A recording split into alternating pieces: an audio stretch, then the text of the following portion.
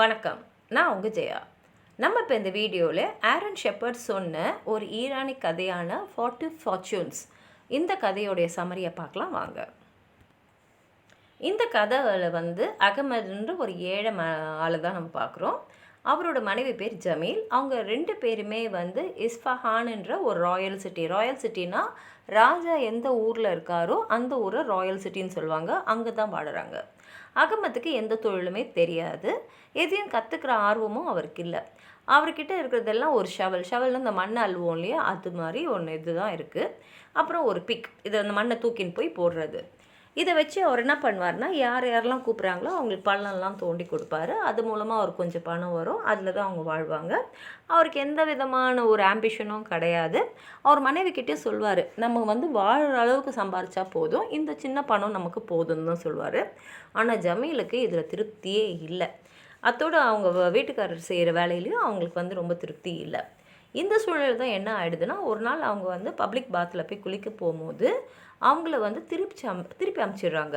ஏன் அனுப்புகிறாங்கன்னா, ராஜாவோடைய ஜோசியம் சொல்கிறவங்க, அதாவது டிவைனர்னா ஃபார்ச்சூன் டெல்லர்ஸு, அவருடைய மனைவி குளிச்சுட்டு இருக்கிறதுனால நீங்கள் வெளியில் காத்துட்டுருக்கலாம், இல்லை போயிட்டு அப்புறம் வாங்கன்னு அனுப்பிச்சி விட்டுறாங்க.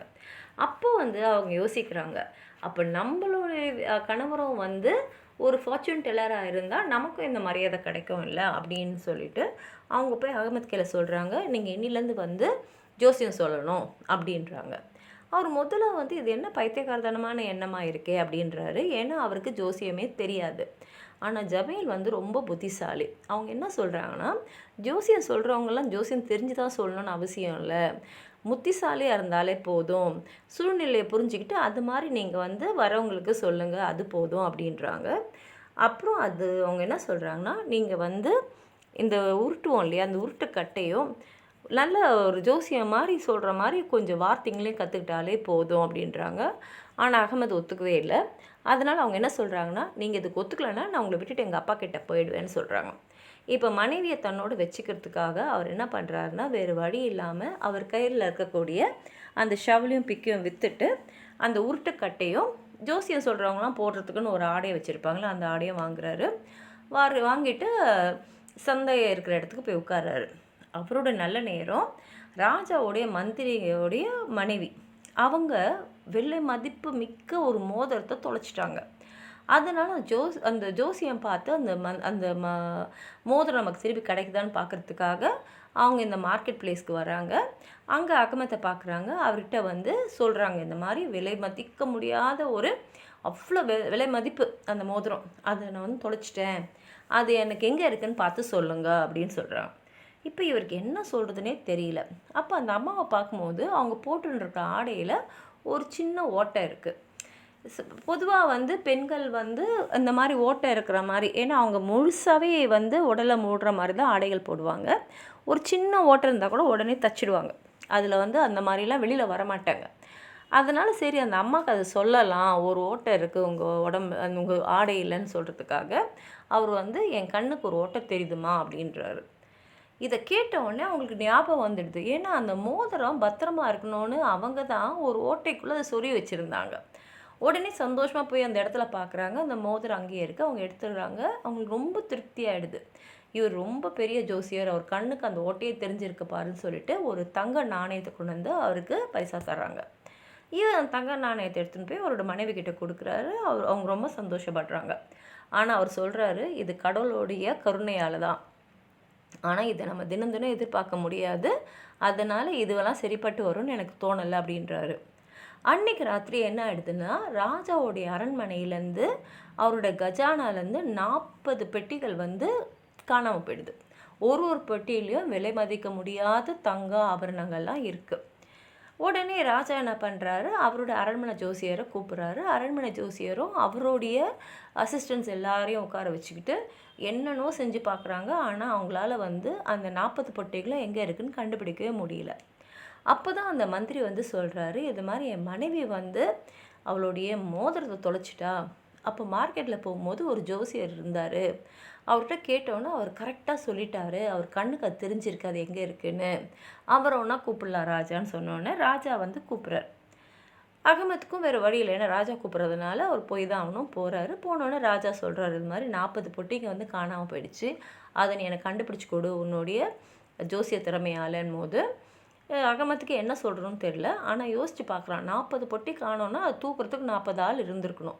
அதனால் அவன் சொல்கிறான், 40 திருடர்கள் தூக்கின்னு போயிருக்காங்க ராஜா உங்கள் பொட்டிங்கள அப்படின்னோடனே ராஜாவுக்கு ரொம்ப சந்தோஷமாயிடுது. ஏன்னா இதை வந்து அவரோட ஜோசியர்கள் யாரும் சொல்லவே இல்லை. அது எங்கே இருக்குன்னு சொல்லுன்னா, அப்போ அவன் சொல்கிறான், இல்லை ராஜா எனக்கு கொஞ்சம் நேரம் வேணும்னு. எத்தனை நாள் வேணும்னு கேட்குறாரு. அப்போ அவர் சொல்கிறான், 40 திருடர்கள் இல்லையா, அதனால் எனக்கு 40 நாள் வேணும். ஒரு திருடனும் எங்கே இருக்குதுன்னு கண்டுபிடிக்கணும், அந்த திருடன் கிட்ட தான் அந்த பொட்டிங்க இருக்கும், அதனால் எனக்கு 40 நாள் வேணும்னு போது ராஜா சொல்கிறார், சரி நிறைய நாள் தான், ஆனால் 40 நாள் அவனுக்கு தரேன். ஆனால் 40வது நாளில் என்னுடைய அதாவது என்னுடைய எல்லா ட்ரெஷர்ஸும் வரலன்னா நான் உன்னை இவங்களோடு சேர்ந்து சிறையில் அடைச்சிடுன்னு சொல்லிட்டு அவரோட ஜோசியரெல்லாம் சிறையில் அடைச்சிடுறாரு. இப்போ என்ன பண்ணுறதே தெரியாமல் அகமது வந்து சொல்கிறான், பாரு மனைவிக்கிட்ட சொல்கிறான், பாரு உன் பேச்சை கேட்டு நான் பண்ணதுனால நான் இப்போ சிறைக்கு தான் போகிறேன். ஏன்னா எனக்கு எப்படி தெரியும் யார் திடீர்னு போனால் அவங்க எங்கே இருக்காங்க, இது புதையல் மாதிரி இது எங்கே வச்சுருக்காங்கன்னு எனக்கு எப்படி தெரியும் அப்படின்லாம் புலம்பிகிட்ருக்கான். சரி, இப்போ அந்த 40 நாள் அவங்களுக்கு கணக்கு தெரியணும் இல்லையா, அதனால் அவன் என்ன பண்ணுறான்னா ஒரு பொட்டிக்குள்ளே எடுத்துகிட்டு அதில் 40 டேட்ஸ் பேரிச்சம்பழத்தை போட்டு வைக்கிறான். தினமும் மாலையில் ஒன்று சாப்பிட்லாம், அப்போ தான் நமக்கு 40 நாள் எப்போ முடிஞ்சதுன்னு தெரியும், 40வது நாள் போய் ராஜா கிட்ட சரணடைஞ்சிடலாம் அப்படின்னு நினச்சிக்கிறான். அதே நேரத்தில் ராஜாவோட அரண்மனையில் வேலை செய்கிற ஒருத்தர் தான் இந்த 40 திருடரில் ஒருத்தன். அவன் வந்து ராஜாவும் வந்து பேசுகிறதும் ஒட்டு கேட்டுறான். உடனே அவன் வந்து அவனோட தலைவன்கிட்ட போய் சொல்கிறான் என்னெல்லாம் அரண்மனையில் நடந்ததுன்னு. உடனே தலைவன் சொல்கிறான், அப்போ நீ உடனே அகமது வீட்டில் போய் என்ன நடக்குதுன்னு பார்த்து என்கிட்ட வந்து சொல்லு அப்படின்றான். அன்றைக்கி ராத்திரியே அந்த ஆள் வந்து அகமதோட வீட்டு மாடியில் உட்காந்துக்கிட்டு கேட்குறான். அந்த நேரத்தில் தான் அகமது என்ன பண்ணுறான், முதல் பேச்சு படத்தை எடுத்துகிட்டு அவன் மனைவி பார்த்து இது ஒன்று அப்படின்னு சொல்கிறான். கேட்டோன்னே திருடனுக்கு பயம் வந்துடுது. நம்ம ஒருத்தர் இங்கே வந்திருக்கிறத அவன் கண்டுபிடிச்சிட்டான்னு சொல்லிட்டு பதறி அடித்து ஓடி வந்து சொல்கிறான், இந்த மாதிரி அகமதுக்கு வந்து பயங்கர பவர் இருக்குது, நான் ஒருத்தன் வந்திருக்கேன்றதை கண்டுபிடிச்சிட்டான்னு சொன்ன உடனே சீஃப் சொல்கிறான், அப்படியா சரி பார்க்கலாம், நாளைக்கு நீ இன்னொருத்தனவங்க கூட அழைச்சின்னு பார்க்கலாம் அப்படின்றான். உடனே 2 பேர் வராங்க. அன்னைக்குன்னு பார்த்து அவன் சொல்கிறான் இது 2 அப்படின்றாரு அகமது. இதை கேட்டோன்னே 2 பேருக்கும் தனியாக வராங்க. தினமும் வந்து இந்த தலைவனும் ஒரு ஆளாக போய் கூட சேர்த்துக்கிட்டே எண்ணிக்கை சேர்த்துன்னு போகிறான். அகமதும் ஒரு பேரிச்சம்பழம் சாப்பிடும்போது இது 6, இது 7, இது 15 அப்படின்னு சொல்லி 39 பேருக்கும் வந்துடுது. எல்லாருமே வந்து தலைவன்கிட்ட சொல்கிறான், இந்த ஆளுக்கு பயங்கர பவர் இருக்குது, நாங்கள் எத்தனை பேருன்னு கரெக்டாக சொல்லிடுறாருன்னு. தலைவனே போய் பார்த்துடலான்னு சொல்லிட்டு வரான். அன்றைக்கி தான் கடைசி நாள். அகமதும் எடுத்துகிட்டு இத்தோட 40 ஆயிடுச்சு அப்படின்றான். இதை கேட்டோன்னே தலைவனுக்கு புரிஞ்சிடுது, இந்த ஆள் வந்து பயங்கரமான ஜோசியன், இவன் கண்டிப்பாக வந்து நம்மளை ராஜா கிட்ட போட்டு கொடுத்துருவான், அதனால் நம்மளே போய் இவன்கிட்ட சரணடைஞ்சிடலாம், நம்மளை காப்பாற்ற சொல்லலான்னு சொல்லிட்டு அவனோட கதவை தட்டுறாங்க. அகமது திறந்த உடனே அவங்க முன்னாடி 40 பேரும் மண்டிகிட்டு இருக்காங்க. அவன்கிட்ட கெஞ்சுறாங்க, எங்களை காப்பாற்றுங்க, எங்களை வந்து அரசர்கிட்ட மாட்டி விட்டுறாதீங்க அப்படின்னோடனே அகமதுக்கு புரிஞ்சிடுது. அப்போ அவன் சொல்கிறான், சரி உங்களை நான் காப்பாற்றணுன்னா நீங்கள் வந்து எடுத்துன்னு போனீங்களா 40 பொட்டி, அந்த 40 பொட்டியை எடுத்த இடத்துல கொண்டு வந்து வச்சுடுங்கன்னொடனே அவங்களும் சரின்னு சொல்லிட்டு அவங்க எடுத்துன்னு போனதை அப்படியே எடுத்துன்னு வந்து மறுநாள் வச்சுடுறாங்க. அன்றைக்கி ராத்திரியே வச்சுடுறாங்க. மறுநாள் அகமது ராஜா கிட்ட வரான்.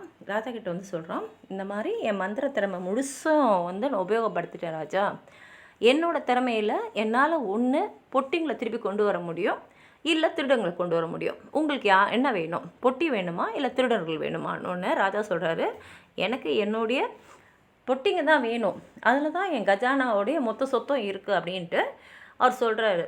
ஆனால் நான் எண்ணெயெல்லாம் கொதிக்க வச்சுருக்கேன், திருடர்களை அதில் தூக்கி போடணுன்னு, பரவாயில்ல எனக்கு பொட்டிங்க வந்தால் போதும் அப்படின்றாரு. உடனே வந்து அவன் சொல்கிறான், சரி நான் வந்து பொட்டிங்களெல்லாம் கொண்டு வந்துடுறேன், நீங்கள் எங்கேயும் தேடின்னு போக தேவையில்ல, பொட்டி வந்து இருக்கிற இடத்துல இருக்கும், போய் பாருங்கன்றான். போய் பார்த்தா ராஜாவுக்கு ஒரே சந்தோஷம், ஏன்னா எல்லா பொட்டிங்களும் அப்படியே திரும்பி வந்திருக்கு, ஒன்றுமே குறையல. உடனே அவர் வந்து சொல்கிறாருப்பா, உன்ன மாதிரி ஒரு திறமைசாலி நான் பார்த்ததே இல்லை, இனியில் நீ தான் என்னுடைய அரசவையில் ஃபார்ச்சூன் டெல்லர் ஜோசியம் இருக்காருன்னு சொல்லிடுறாரு. ஆனால் அகமத்துக்கு நல்லா தெரியும் அவனுக்கு ஜோசியமே தெரியாது, ஏதோ இந்த வாட்டி அவன் தப்பிச்சிட்டான், ஆனால் அடுத்த வாட்டி அவன் மாட்டிக்கிட்டான்னா அவன் கெதி என்னானும் தெரியும், ஏன்னா ஏற்கனவே இந்த ஜோசியர்லாம் இப்போ ஜெயிலில் இருக்காங்க.